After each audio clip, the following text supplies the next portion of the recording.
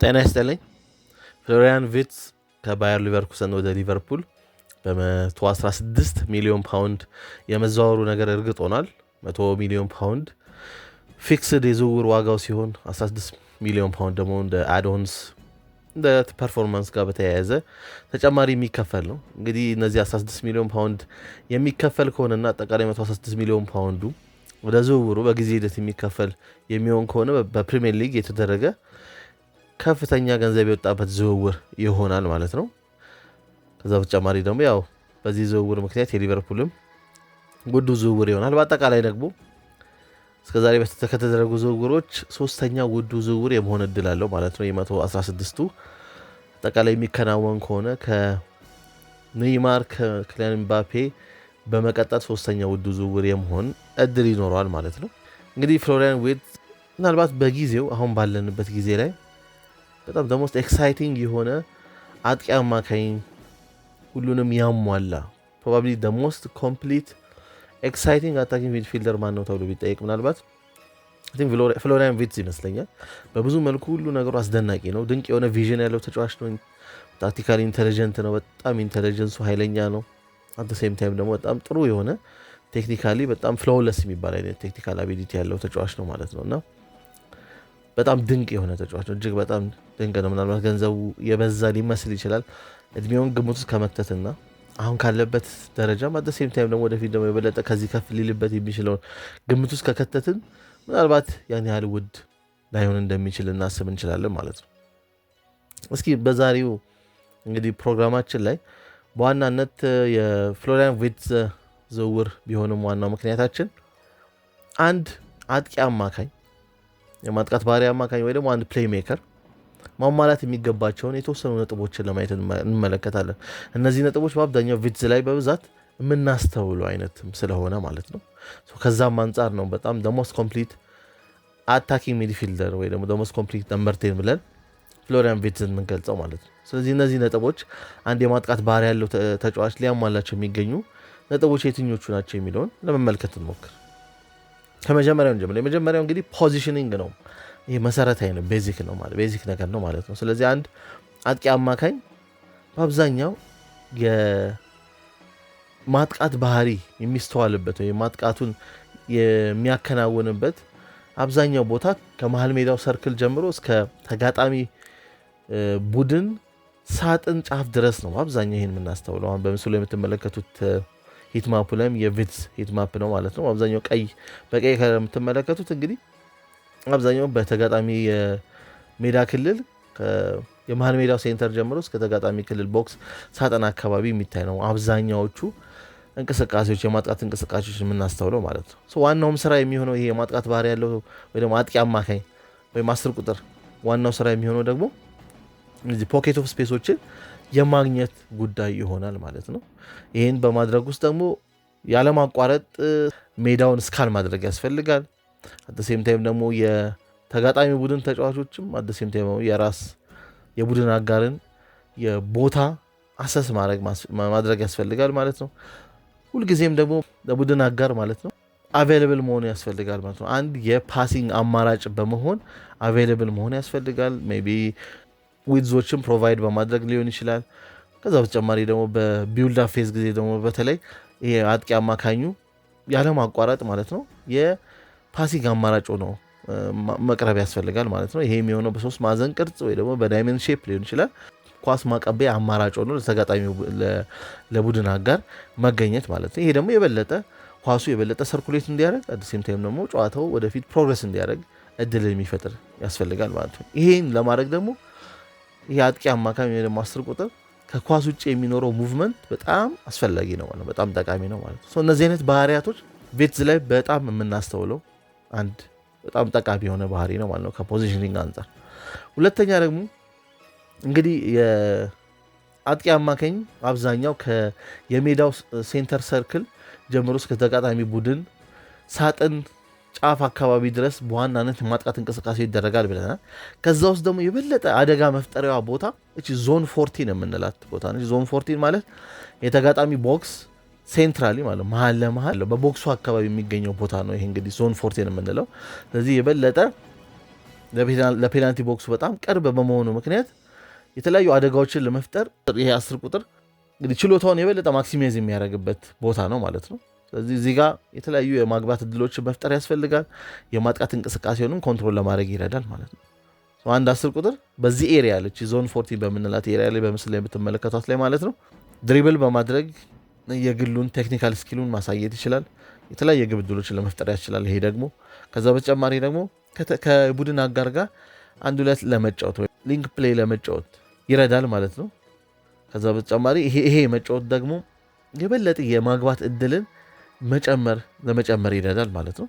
አት ዘ ሴም ታይም ደግሞ ከዛው አካባቢ የተለያዩ የግብ ሙከራዎችን ለማድረግ ይረዳል ማለት ነው። ስለዚህ የማጥቃት እንቅስቃሴው ለዚህ የማጥቃት ባህሪ ያለው የአጥቂ አማካኙ የማጥቃት እንቅስቃሴ የበለጠ አደጋው የሚጨምረው በዚች ዞን 14 በምንላት ኤሪያ ነው። እዛ ላይ የሚኖረው አደጋ የመፍጠሩን እንቅስቃሴ የመጨመር አቅም ራስን የበለጠ ደግሞ ሾኬዝ የማድረግ አቅም በጣም ጠቃሚ ነው የሚሆነው ማለት ነው። ስለዚህ ሁለተኛዋ ነጥብ ዞን 14 ላይ የሚደረገው እንቅስቃሴ ነው።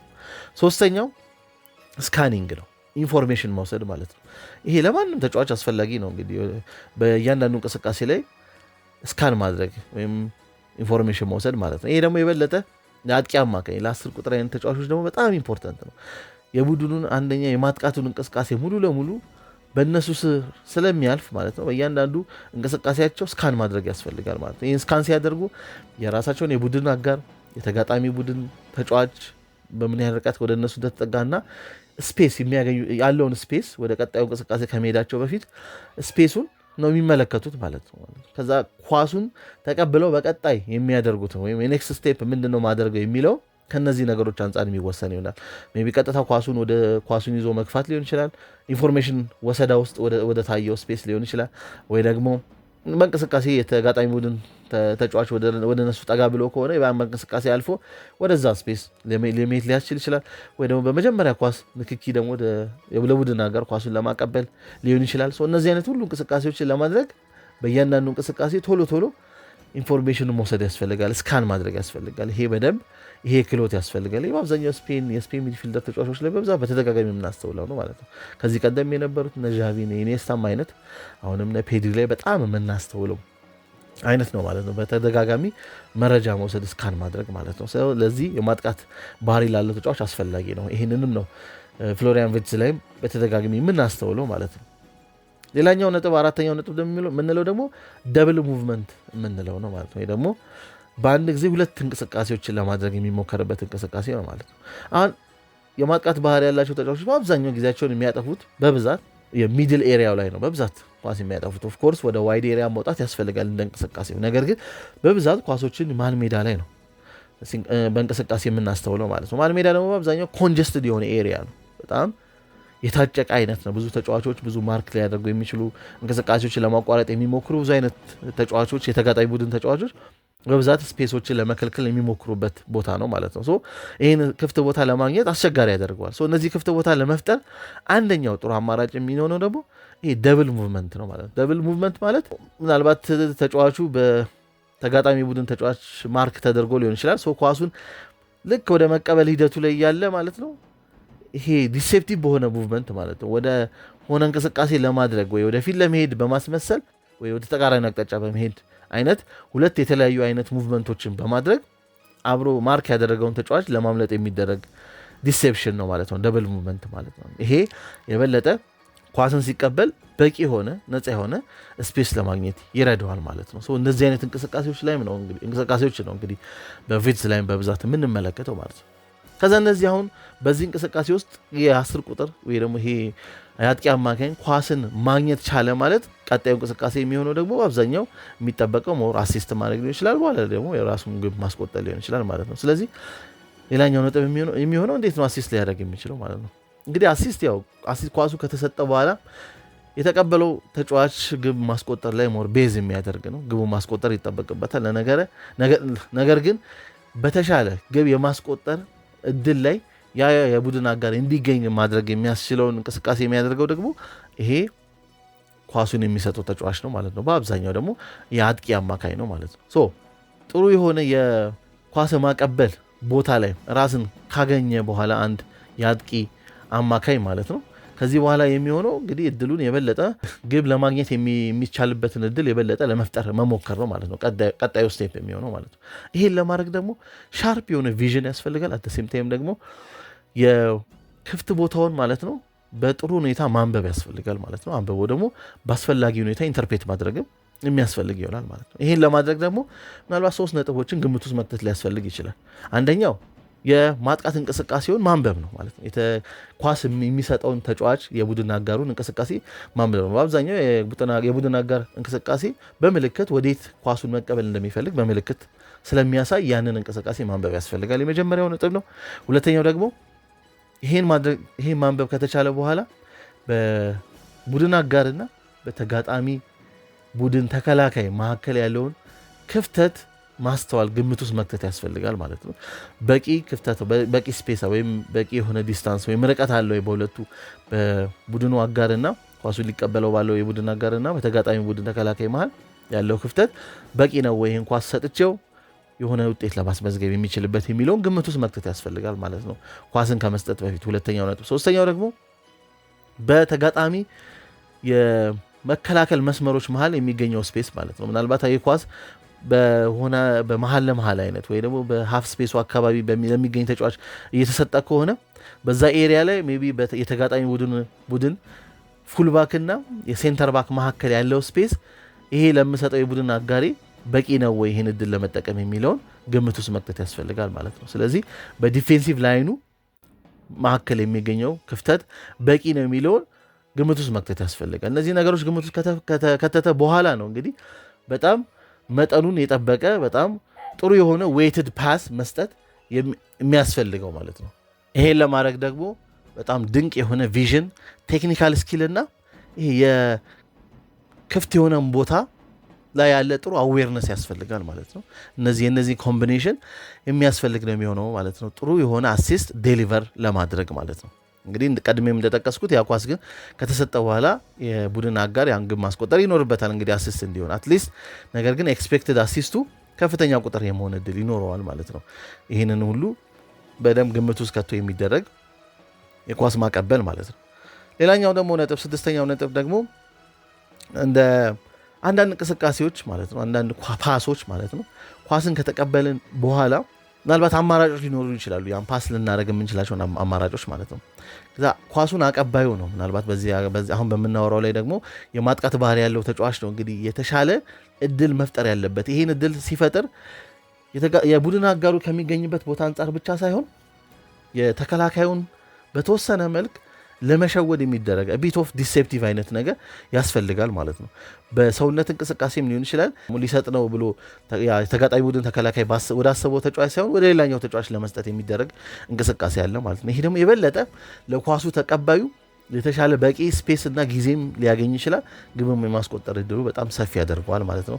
በእንቅስቃሴ የሚደረግ ይሄ የመሸወድ አይነት ፓሱን እሰጠዋለሁ ብሎ ወደ አሳየው ሳይሆን ይሄ የማጥቃት ባህሪ ያለው ተጫዋች ወደ ሌላኛው ተጫዋች ኳሱን ሲያቀብለው ምናልባት የኳሱን የተቀበለው ተከላካዮቹ ቀድሞ ወደ አሰቡት ወደ ሌላኛው ተጫዋች ስለሚሆን ኳሱን የተቀበለው የተሻለ ስፔስና ጊዜ ሊያገኝ ይችላልና ኳሱን የማስቆጠር እድሉን ከፍ ያደርገዋል ማለት ነው። ይሄ የበለጠ ግብ የማስቆጠር ጥራቱ ለቡድን አጋሩ የሚጨምርለት ይሆናል። ሌላኛው ነጥብ፣ ሰባተኛው ነጥብ ደግሞ ሃፍ ስፔስ ላይ የሚደረግ እንቅስቃሴ ነው ማለት ነው። ያው አብዛኛው ጨዋታዎች ሴንትራሊ የሚደረጉ እንቅስቃሴዎች ናቸው ብለናል።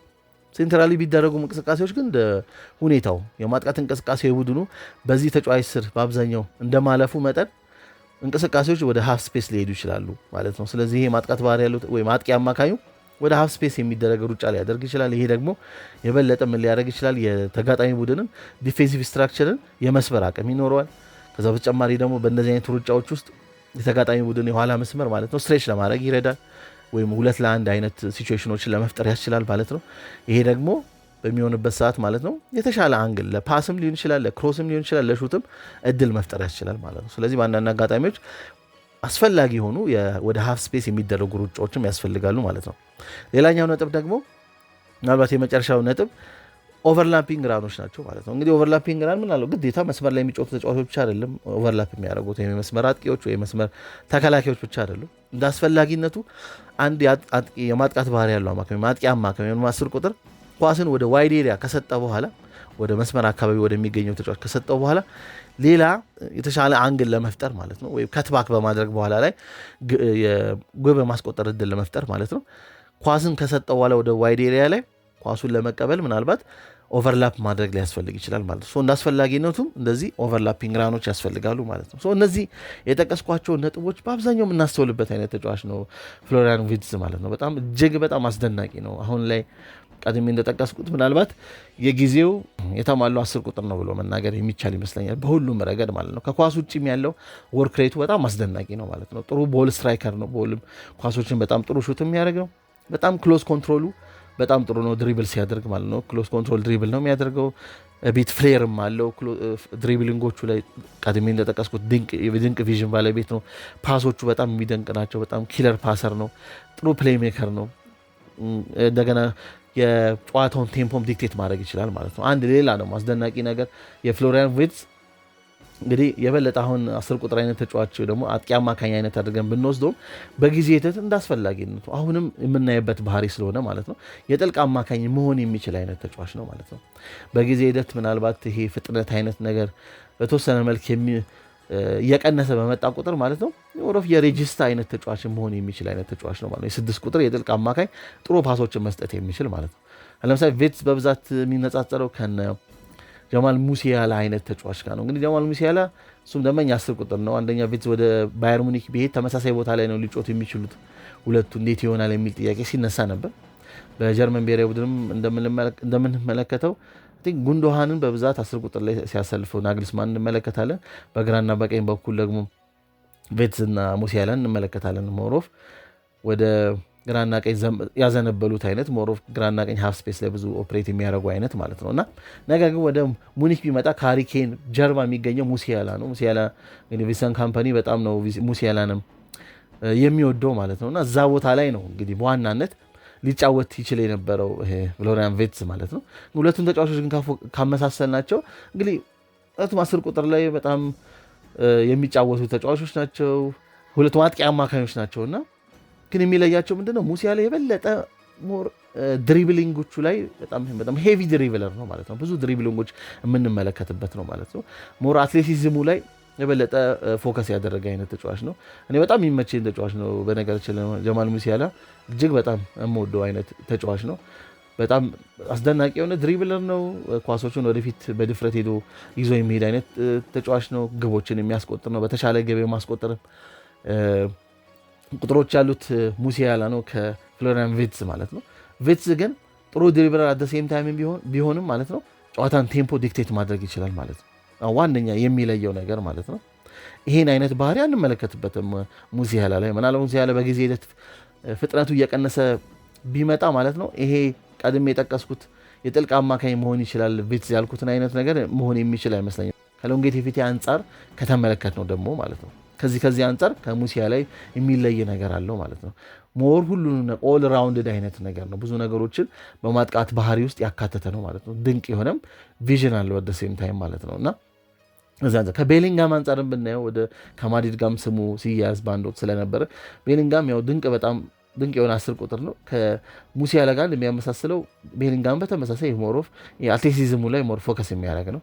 ይሄ ጨዋታዎችን ዲክቴት የሚያደርግ አይነት ከጥልቅ ሆኖ ጨዋታን ዲክቴት የሚያደርግ አይነት ባህሪ ያለው ተጫዋች አይደለም። ሞር ድሪብል የሚያደርግ አይነት ተጫዋች ነው። ሞር ኢንዱስትሪያል አይነት ተጫዋች ነው ማለት ነው።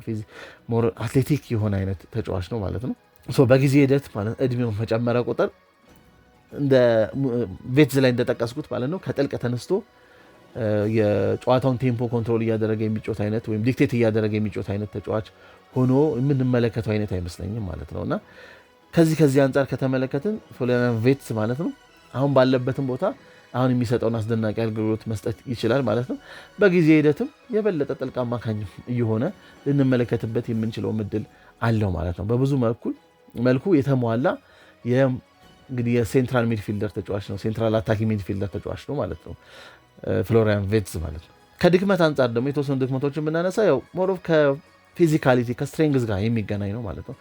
ኤሪያል ዱዌሎችን ወይም ኤሪያል ያለ ጎል ትሬት ብዙም አንመለከትበትም። ብዙ ነገሩ ይሄ ሚስተዋለው ከሰውነት ጥንካሬ ጋር ነው። ምናልባት በጊዜ ሂደት ይህን ፊዚካል ስትሬንግዝ ከፍ ማድረግ ሊጠበቅበት ይችላል ማለት ነው። አሁን ደግሞ በተለይ ወደ ፕሪሚየር ሊግ ፊዚካሊቲ ወደሚጠብቅ ሊግ ነው የሚሄደው ማለት ነው። የተወሰነ ኢምፓክት ሊኖረው ስለሚችል ይሄንን በተወሰነ ማሳደግ ይጠበቅበታል ማለት ነው። ከዛ በተረፈ ግን እጅግ በጣም የሚደንቅ የሆነ 10 ቁጥር ነው። በጣም ትልቅ ዝውውር ነው ሊቨርፑል ያደረገው። ከፍ ያለ ቢመስልም ገንዘቡ ምናልባት የዘመኑን የጊዜውን አስደናቂ የሆነ 10 ቁጥር ነው ያገኘው ማለት ነው። ምናልባት በአሁን ጊዜ 3 10 ቁጥሮች ይጠቀስ ቢባል ከ3 ውስጥ ይኖራል። ምናልባት 2 10 ቁጥሮች ድንቅ 10 ቁጥሮች በጊዜው ይጠቀስም ቢባል ሜይ ቢ ከሁለት ውስጥ ልናገኘው እንችላለን። አንድ 10 ቁጥር ብቻ ነው በዚህ ሰዓት ምርጡ ማን ነው ተብሎ ቢጠቀስም እሱ ሊሆን ይችላል ማለት ነው። በዚህ ደረጃ ያለ ተጫዋች ነው። ገና በዚህ በታዳጊነቱ እድሜ ላይ በዚህ ታላቅ ደረጃ ላይ ያለ ተጫዋች ነው እንግዲህ ወደ ስብስቡ ያመጣው ማለት ነው። አለ ከፔድሪ ጋር የሚመሳሰል ነገር አለው። አሁን ፔድሪ የበለጠ የጥልቅ አማካኝ ነው ከፍሎሪያን ቪትስ በበለጠ ሞሮፍ የጥልቅ አማካኝ ሆኖ ነው በብዛት የምንመለከተው ማለት ነው። ሜይ ቢ በፔድሪና በሙሲያላ መካከልም ያለ አይነት ባህሪ እንመለከትበት እንችላለን። ብዙ በተወሰነ መልክ ድሪብሊንጉ ከፍ ስለሚል ከፔድሪ በተሻለ ከሙሲያላ በተሻለ ደግሞ የጥልቅ አማካኝ አይነት ባህሪ ስላለው ማለት ነው። ብቻ በብዙ መልኩ ልንመለከተው እንችላለን። በጣም አስደናቂ የሆነ ተጫዋች ነው ፍሎሪያን ቪትስ ሊቨርፑል ያገኘው ማለት ነው። ሊቨርፑል በጣም ጥሩ ዝውውሮችን አድርገዋል። በተለይ ማጥቃቱ ላይ በጣም ትልቁ ሊጨምር የሚችሉ አይነት ዝውውሮች፣ አጠቃላይ ስለ ሊቨርፑል ካደረጋቸው ዝውውሮች አንጻር ስላለው ነገር እና ከስሎት ጋር በተገናኘ ሌላ ፕሮግራም ምሰራ ይሆናል ማለት ነው። እናንተ ይህን ዝውውር እንዴት ትመለከቱታላችሁ? ስለ ፍሎሪያን ቪትስ ማለት ነው ምን ሊጨምር ይችላል? ያው ወደ ሊቨርፑል ከሄደ በኋላ በቃ የሚፈልገው አይነት 10 ቁጥር ቦታ ላይ የማግኘት እድሉ ምንም ጥያቄ የለውም። ቀድሜ የጠቀስኳቸው እንደ ባየር ሙኒክ አይነት ጥያቄዎች አሉ። ማድሪድም ቢሆን በተመሳሳይ ሊሰለፍ የሚችልበት ቦታ ላይ ትንሽ ጥያቄ ሊያስነሳ ይችላል። ባርሴሎናም ቢሆን ያው ቀድሜ የጠቀስኩት የፔድሪ ኬዝ አለ። ግልጽ ይሆናል። ፔድሪም ምናልባት የጥልቅ አማካኙ አድርገን 10 ቁጥሩን ለፍሎሪያን ቪትስ አይነት ተጫዋች ብንሰጠው ደግሞ በተወሰነ መልክ ፔድሪ፣ ፍሎሪያን ቪትስ አይነት ሁለቱ ብቻ ሲሆኑ የበለጠ ይሄ የሚፈልገውን ፊዚካሊቲ በተወሰነ መልክ ላይገኝ ይችላል። የፊዚካል ስትሬንግዝ ማለት ነው። ተፋላሚነትንም በስብስብ ውስጥ ለማካተት ከተፈለገ እሱ ሊቀንስብን ይችላል ማለት ነው። ይሄን ካሰብን ማለት ነው እና ሊቨርፑል ላይ ግን ቀጥታ ስክት ማለት እድል ይኖረዋል ማለት ነው። ስቦዝ ላይ በአብዛኛው 10 ቁጥር ላይ ሆኖ ስንመለከተው ነበር። እዛ ቦታ ላይ ፍሎሪያን ቪትስ ቀጥታ ገብቶ በደንብ ኢምፓክት መፍጠር ይችላል። ያን ቦታ ኦን ማድረግ የሚችል ይመስለኛል። እናንተ ስለ ዝውውሩ ምን ታስባላችሁ? ሀሳባችሁን በኮሜንት መስጫው ላይ ስጡኝ። አመሰግናለሁ።